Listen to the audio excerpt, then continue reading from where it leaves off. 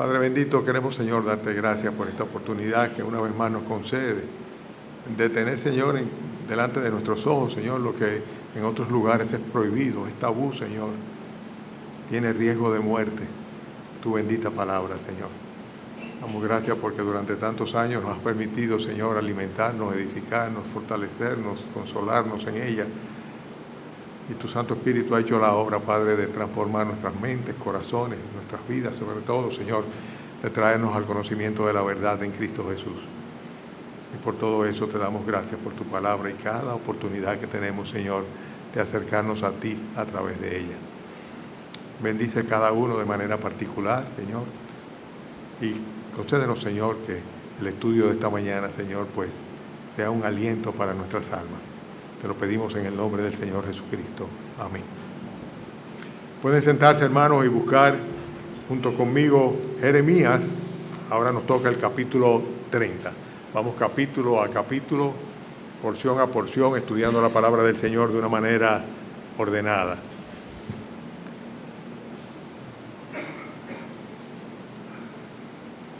Que no me gusta, aunque no es como un espíritu de crítica que lo digo, pero vemos muchas veces, sobre todo por las redes sociales, predicadores, entre comillas, que lo que prácticamente se convierten en coach. O sea, comienzan a dar opiniones personales partiendo de supuestas expresiones bíblicas o pasajes bíblicos. Pero realmente cuando estudiamos la Escritura, yo creo que las exhortaciones deben salir de la propia Escritura a las almas de cada uno de nosotros, y no de una consejería motivada por el pasaje que estemos estudiando. Por eso ustedes ven que trato de ser bien escueto, ser muy preciso, y si alguna aseveración hago, pues fundamentarla en lo que dice el pasaje que estamos viendo. Por eso me encanta decir, versículo 1 dice, versículo 2, versículo 8, y por eso siempre digo, ustedes aprovechen y tengan sus Biblias en las manos, porque de esa manera ustedes pueden comprobar, corroborar o, por el contrario, disentir en cuanto a la enseñanza que se le está dando. El Espíritu Santo debe guiarnos a toda verdad, ¿verdad? No el predicador, sino la palabra de Dios y el Espíritu Santo. Por eso, hermanos, les exhorto a tener sus Biblias abiertas en el capítulo 30 de Jeremías, y vamos a ver ahora el capítulo completo en una lectura rápida para entonces poner énfasis en un versículo muy particular que es el versículo 6. Así que cuando pasemos por ahí lo voy a leer bien despacito, porque el título del mensaje de hoy es El día cuando los hombres parezcan estar dando a luz. El día cuando los hombres parezcan estar dando a luz. Palabra de Jehová que vino a Jeremías diciendo, así habló Jehová, Dios de Israel, diciendo, escríbete en un libro todas las palabras que te he hablado, porque aquí que vienen días, dice Jehová, en que haré volver a los cautivos de mi pueblo, Israel y Judá, ha dicho Jehová, y los traeré a la tierra que di a sus padres y la disfrutarán. Estas pues son las palabras que habló Jehová acerca de Israel y de Judá. Porque así ha dicho Jehová, hemos oído voz de temblor, de espanto y no de paz. Inquirid ahora y mirad si el varón da a luz, porque he visto que todo hombre tenía las manos sobre sus lomos como mujer que está de parto, y se han vuelto pálidos todos los rostros. Ah, cuán grande es aquel día, tanto que no hay otro semejante a él. Tiempo de angustia para Jacob, pero de ella será librado. En aquel día, dice Jehová de los ejércitos, yo quebraré su yugo de tu cuello y romperé tus coyundas, y extranjeros no lo volverán más a poner en servidumbre, sino que servirán a Jehová su Dios y a David su rey, a quien yo le levantaré. Tú pues, siervo mío Jacob, no temas, dice Jehová, ni te atemorices, Israel, porque he aquí que yo soy el que te salvo de lejos a ti y a tu descendencia de la tierra de la cautividad, y Jacob volverá, descansará y vivirá tranquilo, y no habrá quien le espante. Porque yo estoy contigo para salvarte, dice Jehová, y destruiré a todas las naciones entre las cuales te esparcí, pero a ti no te destruiré, sino que te castigaré con justicia. De ninguna manera te dejaré sin castigo, porque así ha dicho Jehová, incurable es tu quebrantamiento y dolorosa tu llaga. No hay quien juzgue tu causa para sanarte, no hay para ti medicamentos eficaces. Todos tus enamorados te olvidaron, no te buscan, porque como hiere un enemigo, te herí con azote de adversario cruel, a causa de la magnitud de tus calamidades y de la multitud de tus pecados. ¿Por qué gritas a causa de tu quebrantamiento? Incurable es tu dolor, porque por la grandeza de tu iniquidad y por tus muchos pecados te he hecho esto. Pero serán consumidos todos los que te consumen, y todos tus adversarios, todos irán en cautiverios, hollados serán los que te hollaron, y a todos los que te hicieron presa de ti, daré en presa. Versículo 17. Mas yo haré venir sanidad para ti, sanaré tus heridas, dice Jehová, porque desechada te llamaron diciendo, esta es Sión, de la que nadie se acuerda. Así ha dicho Jehová, he aquí yo hago volver los cautivos de las tiendas de Jacob, y de sus tiendas tendré misericordia, y la ciudad será edificada sobre su colina, y el templo será sentado según su forma. Y saldrá de ellos acción de gracia, y voz de nación que está en regocijo, y los multiplicaré y no serán disminuidos, los multiplicaré y no serán menoscabados, y serán sus hijos como antes, y su congregación delante de mí será confirmada, y castigaré a todos sus opresores. De ella saldrá su príncipe, y en medio de ella saldrá su señoreador, y le haré llegar cerca, y él se acercará a mí, porque ¿quién es aquel que se atreve a acercarse a mí?, dice Jehová. Y me seréis por pueblo, y yo seré vuestro Dios. He aquí la tempestad de Jehová sale con furor, la tempestad que se prepara sobre la cabeza de los impíos reposará. No se calmará el ardor de la ira de Jehová hasta que haya hecho y cumplido los pensamientos de su corazón. En el fin de los días entenderéis esto. Wow. Recuérdense que estamos hablando de un pueblo que ya está cautivo, que ya había sido llevado por Nabucodonosor a Babilonia, y personas que ya, como enseñábamos la semana pasada, habían perdido toda esperanza, y sin embargo el Señor le manda un mensaje de esperanza. Y en este caso en particular, el Señor le dice al profeta que escriba un libro. Lo vemos nosotros en el versículo 2. Así habló Jehová Dios de Israel diciendo, escríbete en un libro todas las palabras que te he hablado. Y este libro históricamente le han llamado el libro de la consolación para aquellos que estaban en Babilonia, cautivos, a los cuales el Señor le hace una promesa de restauración y de retraerlo de nuevo a la tierra de la cual fueron llevados cautivos. Fíjense que hay una expresión aquí, que es la que yo enfaticé al principio, que está en el versículo 6, cuando dice, inquirid ahora y mirad si el varón da a luz, porque he visto que todo hombre tenía las manos sobre sus lomos como mujer que está de parto, y se han vuelto pálidos todos los rostros. Y lo que pasa es que, a pesar de que era una carta dirigida específicamente a los que estaban en cautividad, sin embargo, hace referencia a una serie de promesas que trascienden a la nación de Israel y que inclusive llegan hasta nosotros mismos. La Biblia nos advierte en múltiples lugares de que habrá un tiempo en el cual el mundo tendría dolores de parto, como le sucede a una mujer que está encinta, ¿verdad? Y le llama principio de dolores el mismo Señor Jesucristo en el libro de Mateo, capítulo 24, lo vamos a leer ahora, porque así como en la mujer los dolores de parto se van incrementando, así se habrían de incrementar estos dolores para el mundo según fuese acercándose el momento del alumbramiento, cuando finalmente el Señor Jesucristo regresaría al mundo. Eso lo hemos hablado muchas veces. Pero el Señor Jesucristo, vayan conmigo a Mateo 24, explica en qué consiste estos dolores de parto. Y el Señor está diciendo aquí, yo he visto que los hombres tenían las manos sobre sus lomos, o sea, está así, ¿no? Como normalmente hacen las parturientas, ¿verdad? Que tienen que buscar como una especie de apoyo así. Y tenía las manos sobre los lomos como mujer que está de parto. Y de estos dolores de parto nos habla el Señor Jesucristo mismo en Mateo capítulo 24. Si están conmigo, el versículo 3, dice el Señor, Mateo 24, 3, y estando él sentado en el monte de los olivos, los discípulos se acercaron aparte diciendo, dinos, ¿cuándo serán estas cosas? ¿Y qué señal habrá de tu venida y del fin del siglo? Respondiendo Jesús les dijo, mirad que nadie os engañe, porque vendrán muchos en mi nombre diciendo, yo soy el Cristo, y a muchos se engañarán. Y oiréis de guerras y rumores de guerras. Mirad que no os turbéis, porque es necesario que todo esto acontezca, pero aún no es el fin. porque se levantará nación contra nación y reino contra reino, y habrá pestes y hambres y terremotos en diferentes lugares, y todo esto será principio de dolores. No me cabe ningún tipo de lugar a duda de que nosotros estamos viviendo estos principios de dolor, este anticipo del momento del alumbramiento final en el cual el Señor Jesucristo va a venir de nuevo a la tierra para redimir a la nación de Israel y de una manera absoluta implantar su reino milenial. Fíjense que hablan de varios aspectos, y por eso en eso fundamento mi creencia. Por ejemplo, dice el Señor acá, oiréis de guerras y rumores de guerra. Dice, pero se levantará nación contra nación. O sea, es un asunto que va a ser realmente una guerra mundial, no local, porque aún la Segunda Guerra Mundial, entre comillas, hubieron muchas naciones que no estuvieron involucradas en ello.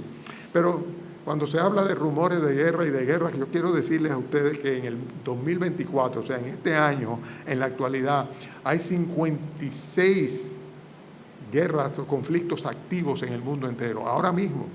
Siempre hablamos de lo que está sucediendo en Ucrania, ahora está muy en las noticias lo de Gaza, el conflicto que hay entre Putin y la OTAN, que ya hay una amenaza inclusive y una advertencia de por medio. Pero en fin, el hecho es que hay 56 conflictos activos y hay 92 países que de una manera u otra están involucrados en estos conflictos activos en el día de hoy.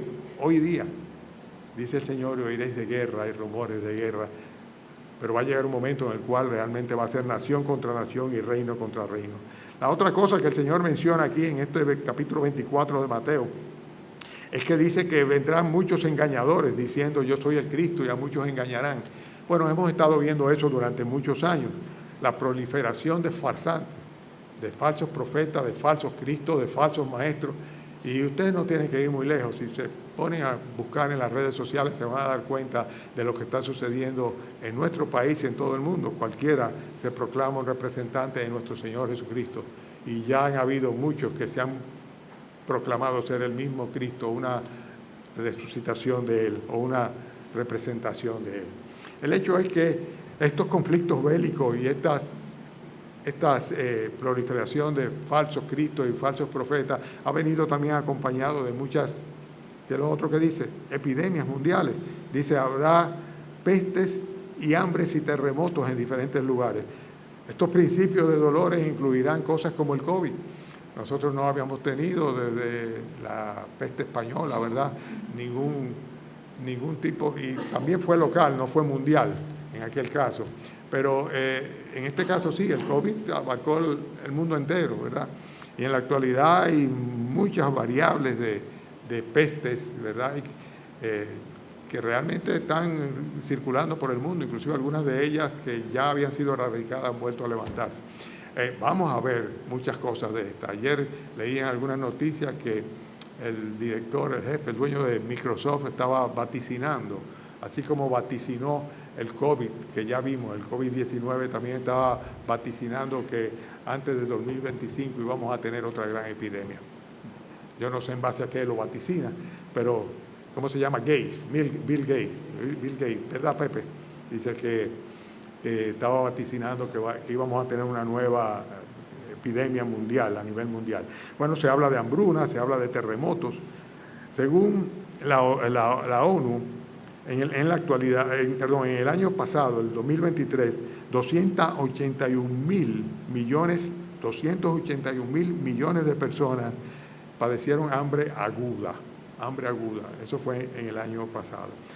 Estas estadísticas se renuevan constantemente, ¿verdad? Yo nunca hago mucha referencia a las estadísticas, pero sin lugar a duda que lo que estamos viviendo es principio de dolores, el principio de estos dolores que irán incrementándose porque ha ido aumentando la maldad en el mundo, ¿verdad?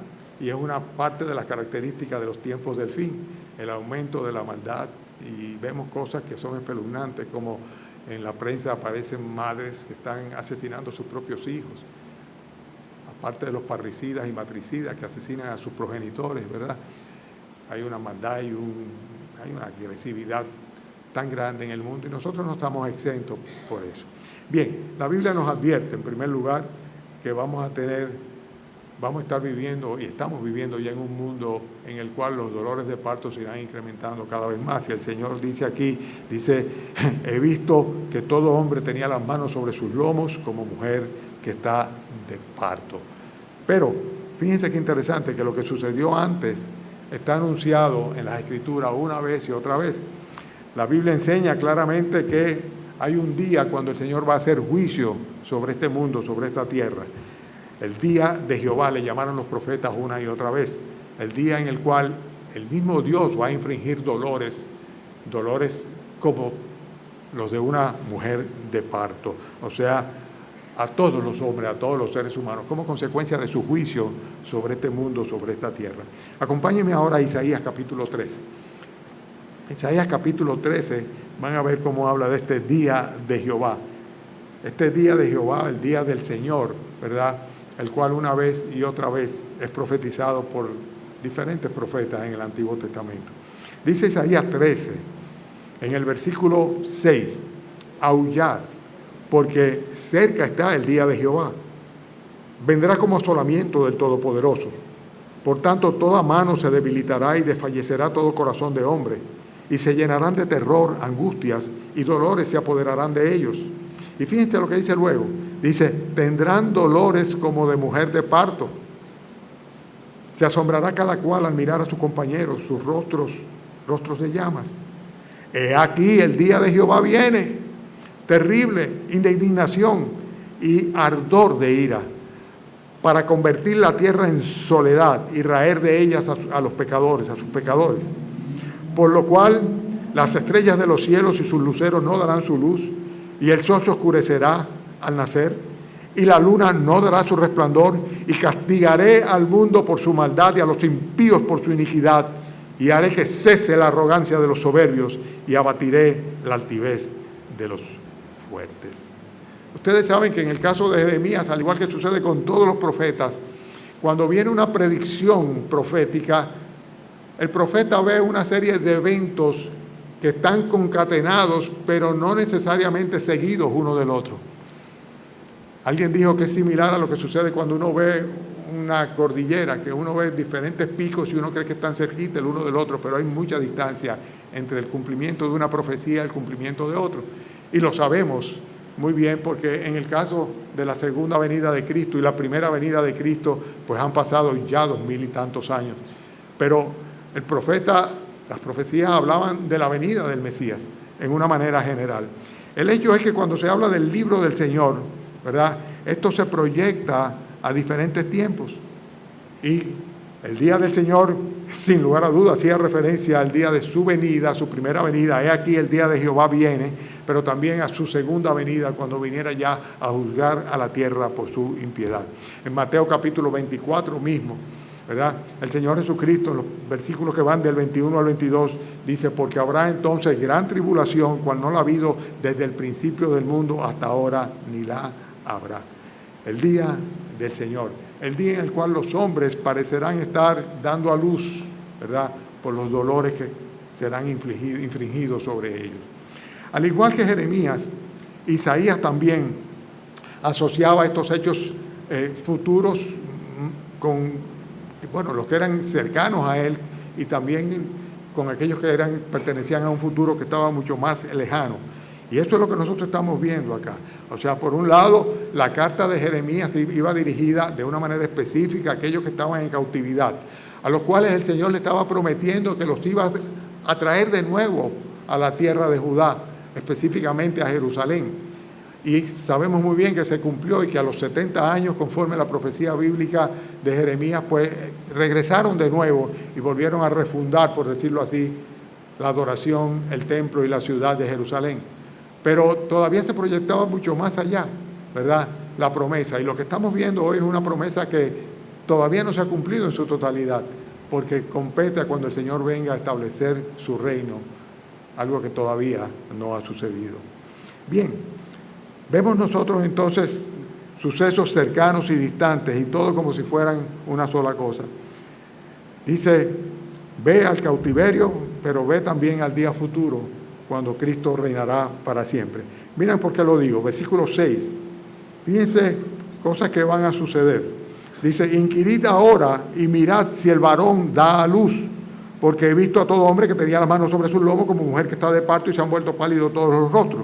Entonces en el versículo 7 dice, cuán grande es aquel día, tanto que no hay otro semejante a él, tiempo de angustia para Jacob. Y en el versículo 24 dice, no se calmará el ardor de la ira de Jehová hasta que haya hecho y cumplido los pensamientos de su corazón. ¿Y qué dice luego? Dice, en el fin de los días, en los tiempos del fin, dice, entenderéis esto. Hermanos, estamos diciendo que va a haber un día en el cual el dolor por el juicio de Dios sobre esta tierra va a ser tan y tan grande que los hombres dicen que van a parecer que están dando a luz. Para ese día será el cumplimiento de las profecías y las promesas dadas por el Señor a la nación de Israel de una manera muy específica. Fíjense que en el versículo 7 al versículo 9 habla de angustia, pero también habla de liberación y de consagración. Versículo 7, ¿me siguen? Dice, cuán grande es aquel día, tanto que no hay otro semejante a él, tiempo de angustia para Jacob o para Israel, ¿verdad? Pero de ella será librado. Pero entonces dice luego, en aquel día, dice Jehová de los ejércitos, yo quebraré su yugo de tu cuello, romperé tus coyundas, extranjeros no lo volverán más a poner en servidumbre, sino que servirán a Jehová su Dios, a David su rey, a quien yo les levantaré. Está hablando de la promesa de restituir el reino davídico, ¿verdad? Y ocupar nuestro Señor Jesucristo la posición de rey de toda la tierra. En versículo 10 y versículo 11 también hace referencia a este tiempo cuando se cumpla para Israel la profecía. Y dice el versículo 10, tú pues, siervo mío Jacob, no temas, dice Jehová, ni te atemorices Israel, porque aquí que yo soy el que te salvo de lejos. ¿Me siguen? Y a tu descendencia de la tierra de la cautividad. Y Jacob volverá y descansará y vivirá tranquilo y no habrá quien espante. Porque yo estoy contigo para salvarte, dice Jehová, y destruiré a todas las naciones entre las cuales te esparcí, pero a ti no te destruiré, sino que te castigaré con justicia y en ninguna manera te dejaré sin castigo. Bueno, esa promesa del Señor de disciplina, salvación y reposo se ha cumplido en diferentes momentos con la nación de Israel. Acuérdense que apenas hace unos años, ¿verdad?, durante la Segunda Guerra Mundial, pues parecía ser que el propósito de exterminar la nación de Israel casi se cumple con el holocausto famoso, del cual ustedes han visto tantas imágenes y tantas historias. El deseo de aniquilar a esta nación. Sin embargo, el Señor le dice, yo estoy contigo para salvarte.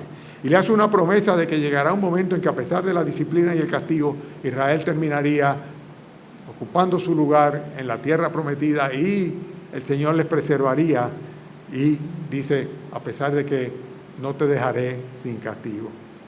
Después vemos nosotros también en el versículo 17 y versículo 18 una promesa de sanidad y restauración. Estamos hablando de que para Israel en ese tiempo va a ser el tiempo del cumplimiento bíblico. Y dice el versículo 17, mas yo haré venir sanidad para ti y sanaré tus heridas, dice Jehová, porque desechada te llamaron diciendo, esta es Sión, de la que nadie se acuerda. Así ha dicho Jehová, he aquí yo hago volver los cautivos de la tierra de Jacob y de sus tiendas tendré misericordia y la ciudad será edificada sobre su colina y el templo será sentado según su forma. Eso todavía no ha sucedido.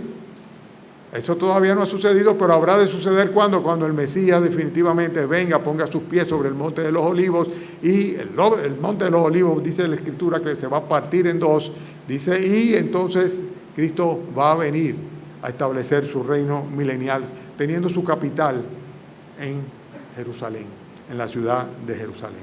Entonces, para el caso de Israel, los cuales todavía anhelan y están esperando la venida del Mesías, ¿verdad?, va a ser un tiempo de angustia, de liberación, pero también de consagración. Va a ser un tiempo de disciplina, pero también de salvación y de reposo. Y va a ser un tiempo de santidad o santificación y de restauración. Pero este día, el día del Señor, el día cuando los hombres parezcan estar dando a luz, será para Dios un día de gloria. Para Dios será un día de gloria. Lo dice el versículo 19.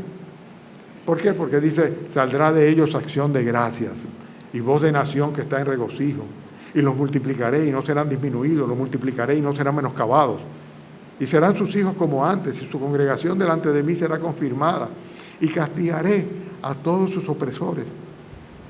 De ella, dice, saldrá su príncipe, y de en medio de ella saldrá su señoreador, y le haré llegar cerca, y él se acercará a mí, porque ¿quién es aquel que se atreve a acercarse a mí? Dice Jehová, me seréis por pueblo, y yo seré vuestro Dios. En esa época, dice, saldrá de los judíos, dice, acción, de la boca de los judíos saldrán acciones de gracias por las múltiples bendiciones espirituales y materiales que el Señor le habrá de conceder. Estamos hablando del día cuando los hombres parezcan estar dando a luz. En cuanto a Israel, será tiempo de cumplimiento profético, se cumplirán ya todas las profecías, ya no quedará ninguna profecía pendiente de cumplirse. En cuanto a Dios, será un día en que Dios va a ser glorificado de una manera especial en Israel, pero en toda la humanidad, en toda la creación, porque para el mundo será un tiempo de juicio, un juicio que viene de parte del Señor.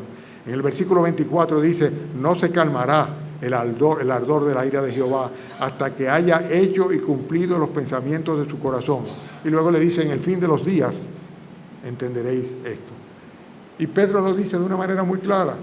En 2 de Pedro capítulo 3, versículo 10 dice, el día del Señor vendrá. El día del Señor vendrá como ladrón en la noche, en el cual los cielos pasarán con gran estruendo, los elementos ardiendo serán deshechos, y la tierra y las obras que en ella hay serán quemadas. El día cuando los hombres parezcan estar dando a luz va a ser el tiempo del cumplimiento de todas las profecías bíblicas para la nación de Israel. Va a ser el tiempo en el cual Dios va a ser glorificado por Israel en particular y por toda la humanidad. Y va a ser un tiempo en el cual el mundo va a ser juzgado, va a ser castigado por su impiedad y va a terminar siendo completamente destruido. Y el Señor destruirá esta tierra.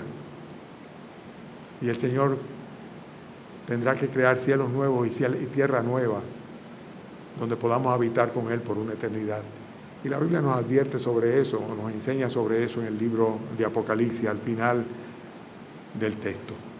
Hermanos, para nosotros los cristianos, el día en el cual los hombres parezcan estar dando a luz va a ser un día bendito y esperado.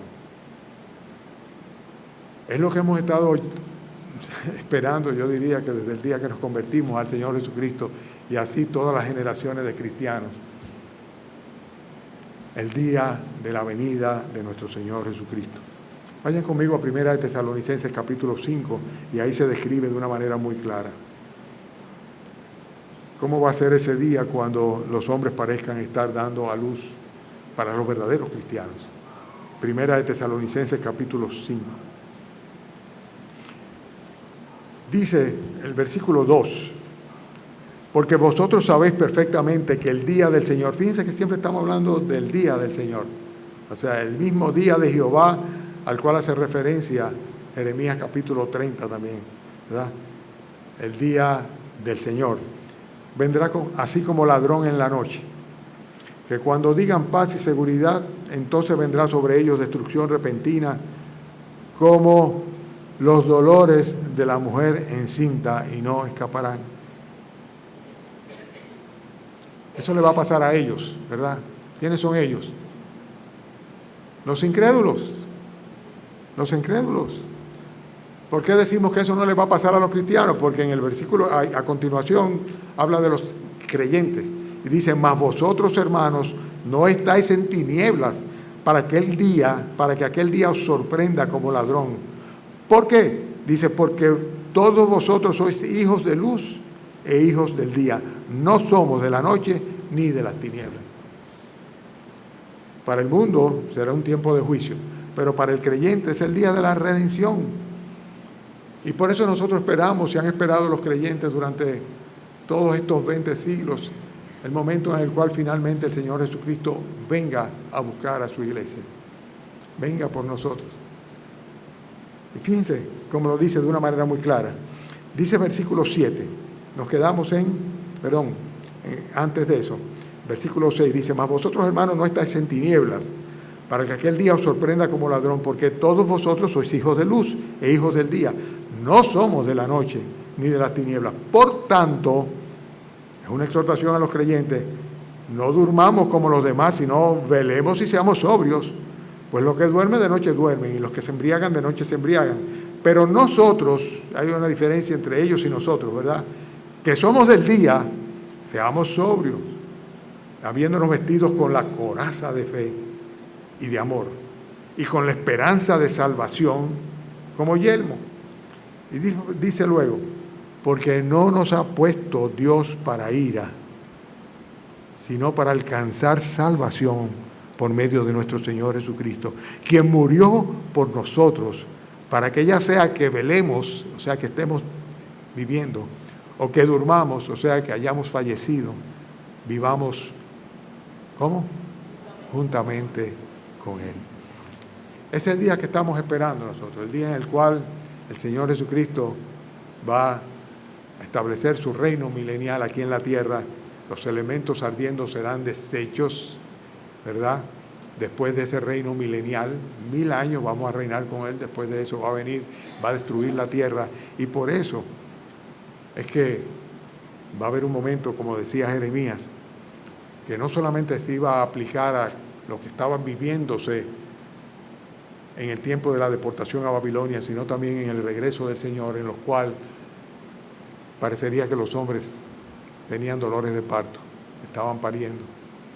Y estamos viviendo ese tiempo ahora, sin lugar a dudas. Ahora, la pregunta es, ¿cómo va a ser para ti el día cuando los hombres parezcan estar dando luz? Porque para Jacob va a ser tiempo de cumplirse las profecías, de arrepentimiento y de recibir las bendiciones de una comunión permanente con su Dios. Pero para los impíos va a ser un tiempo de juicio. Dice, no se calmará el ardor de la ira de Jehová hasta que haya hecho y cumplido los pensamientos de su corazón. Y en el fin de los días entenderéis esto. Pero para los cristianos, por el contrario, ese es el día que estamos esperando. ¿Desde cuándo? Desde el día que nos convertimos. Estamos velando. Y la Biblia nos exhorta en el Nuevo Testamento una vez y otra vez y otra vez a vivir de tal manera que si en cualquier momento el Señor viene, no tengamos que estar delante de Él con la cabeza avergonzada. Por tanto, seamos sobrios y velamos, porque los que duermen de noche duermen, los que se embriagan de noche se embriagan. Pero, dice, en el caso de nosotros somos del día. Dice, nosotros no nos ha puesto Dios para ira, sino para alcanzar salvación por medio de nuestro Señor Jesucristo, quien murió por nosotros para que sea que velemos o que durmamos, vivamos juntamente con Él. ¿Cómo será para ti el día cuando los hombres parezcan estar dando a luz? Esa es la pregunta que debemos hacernos cada uno de nosotros. ¿Cómo será ese día para ti? Vamos a orar. Padre, damos gracias por cada una de tus promesas, aquellas promesas de restauración que le diste a la nación de Israel, Señor, y que también, Señor, se proyectan a través del tiempo y tú continúas, Señor, cumpliéndolas para con ellos. Pero también, Señor, para con tu pueblo, el que redimiste con tu sangre, con la sangre del Cordero, de tu Hijo Jesucristo, Señor, para el cual también tú tienes promesas eternas, Señor, de restauración, de liberación, de salvación, Señor. Gracias, Padre, porque no tendremos, Señor, que pasar por el juicio tuyo en aquel día en el cual tú juzgas la tierra por su iniquidad, por su pecado, Señor. Porque tú permitiste, Señor, que escucháramos, Padre, el hecho de que tu Hijo Jesucristo vino a morir por los pecadores. Y reconociendo, Señor, que somos uno de esos pecadores, Señor, te pedimos perdón y te rogamos salvación. Y tú tuviste a bien, Señor, oírnos y salvarnos, Señor. Y rogamos, Señor, que en esta mañana tengas a bien también permitir, Señor, que la voz del corazón de alguno de los que están entre nosotros, pues también clame a ti, Señor, y tú tengas a bien oírle y salvarle, confiando su alma, su eternidad, su vida a nuestro Señor Jesucristo y recibiendo a cambio, Señor, el perdón de sus pecados y la vida eterna. Te rogamos, Padre, que tú nos bendigas también en el culto de esta noche cuando celebraremos a través de los elementos del pan y del vino tu muerte de cruz y también, Señor, tu resurrección. Y te damos gracias por esta mañana estar aquí en tu casa. Padre, guárdanos, Señor, y permite que seamos, Señor, instrumentos de tu gracia donde quiera que estemos. Te lo rogamos en el nombre del Señor Jesucristo. Amén.